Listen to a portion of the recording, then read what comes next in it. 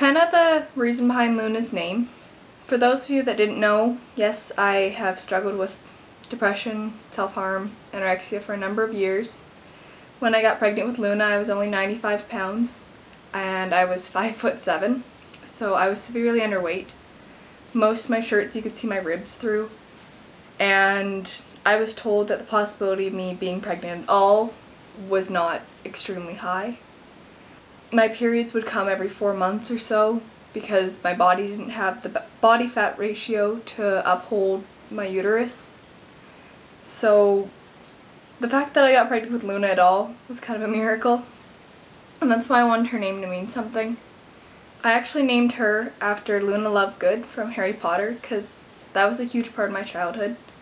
I grew up with the movies and books, and I've been kind of obsessed ever since. Luna Lovegood in the movies, she's just the most innocent, sweet girl ever. She's kind to absolutely everyone, but even though they bully her and call her Loony Luna, she's not selfish. She's very understanding and she helps in any way she can. But the actress herself actually suffered from anorexia, and she outcame it in order to apply for the part of Luna Lovegood. And to me that says something, that someone was willing to overcome something that was killing them in order to follow their dreams. And Luna kinda is the thing that saved me. Without her, I don't know if I'd even be here still. As far as self-harm and everything goes, I had my first suicide attempt February 14th, 2011, I think. Yeah. I overdosed and I was in the hospital for quite a while. I've had quite a few since then. Only a few of them have ended me up in the hospital, but still, it's been a few. I've never had any suicide attempts from cutting, although I have cut plenty. At one point I actually was trying to keep track of my scars, and I know for sure I've reached over 600. I know this is probably really odd to some of you people, and you might think that I'm doing this for attention, but I'm trying to show that people can get through this stuff. I thought so many times there was no hope at all, but I've overcome it and I'm still in recovery. Everyone always is. There's no complete recovered, but I'm fighting, and I have been for a long time. I was also depressed for a number of years. I was bullied growing up a lot, actually. And as soon as I got into social media, I got harassed online. Even my Tumblr page that I kept private for a long time, and not on private, but no one knew about it. Even then, some people would have found it and reblogged some of the more personal things I posted, calling me fat, ugly, pathetic. I've had countless people tell me I should just go kill myself, including one of John's exes, actually.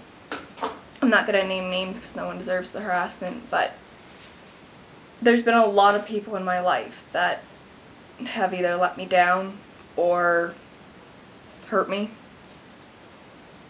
And a lot of people think that, well, a lot of people don't realize that I have been through as much as I have, and I have overcome as much as I have, but I'm proud of what I have overcome. I've been almost 4 months clean from cutting, which I know that doesn't really say much, but it's a step in the right direction. Before that, I was about 2 months clean, and it keeps getting longer and longer between cuts. I have been on countless antidepressants. None of them worked at all. It made things worse. The only thing that ever really helped me was smoking. I've never ever done drugs. I've drank a bit, but not not even as much as most of my friends do at parties. I've never been one to use substance. I've always punished myself. Anytime I did something wrong or I hurt someone, I would lock myself away in my room. And the only thing that ever really helped was music. Music is something that's very, very dear to me. I listen to everything, and it speaks to me. You can usually tell what I'm listening to and the difference between what I'm listening to and how I feel and whatnot just by the way I act, the way I dress, if you can hear the music. Another thing I haven't really told a lot of people online openly is I am not straight. I actually prefer girls more than I like guys, but I'm really picky. There's this one girl that I've liked forever, but we've never been together because of distance. She lives an hour and a half away from me, and I love her to death. She's one of my best friends, but we both have feelings for each other. I've always been really private about this stuff. Not extremely, like, I'm not ashamed of it or anything, but it's not something I brought up often because I didn't want to dwell on the past and on the bad. Especially since I've had Luna, I haven't brought it up much during social media or anything like that, but I figured it needed to be said. I also have borderline personality disorder. I've actually been diagnosed with it, yes, at 17. For those of you that don't know, it doesn't mean I'm crazy or anything like that. A lot of it has to do with childhood abandonment, actually. It's fairly common in young women. And yeah, it mostly just affects my emotions. I feel a lot deeper than most people. When I fall in love, I fall head over heels, and I usually end up getting hurt easier. I also trust people more deeply, but I also hate people and hold grudges more deeply. It's just kind of a disorder that causes extremes. I'm not great at compromising.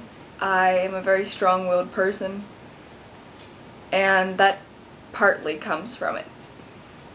I'm not ashamed of it at all. If any of you want more information on it, or need to see something that shows you more about it, if you want to see if you relate to it, the movie Girl Interrupted is actually about a woman with borderline personality disorder, and it's a beautiful, beautiful movie for anyone who's suffered from mental illness or self-harm. It can be triggering, but it speaks to your soul. I definitely recommend it if you haven't seen it. I hope this doesn't offend anyone, this video, or make anyone think less of me, but it needed to be said. I don't know how many of you have noticed scars on my arm in pictures or not, and I hope you won't go looking for them now, because they are there and they're very prominent, but it's not something I'm ashamed of. And I want anyone who's watching this video to know that you can come to me for advice, or if you need someone just to vent to. And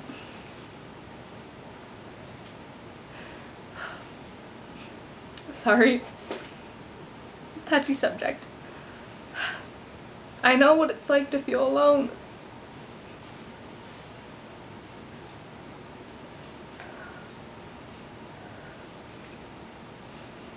And I know what it's like to have friends that say they'll be there, and then the moment you actually go to them, they'll judge your every move. And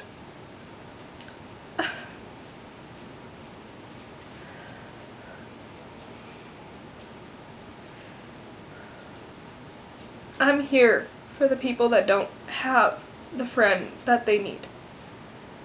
I never had that friend, and I had to go through all this almost entirely alone. Even all my very close friends that I do love dearly, I wouldn't go to them because I didn't want to put that on them. And even if I did, the support didn't help no matter how much they tried. Because they didn't understand. And I don't blame them for that in the least. But I want to be the person that people that have been through this can go to when they need someone.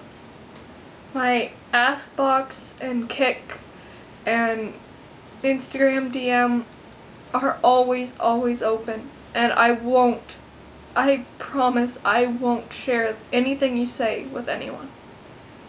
I couldn't do that. I really hope you guys know that you can get through this. Believe me, I know how bleak it looks sometimes, and there's still days where I wonder if things are gonna get better. But that black cloud does go away, that shadow does shrink. You guys can do this. If I can, you can.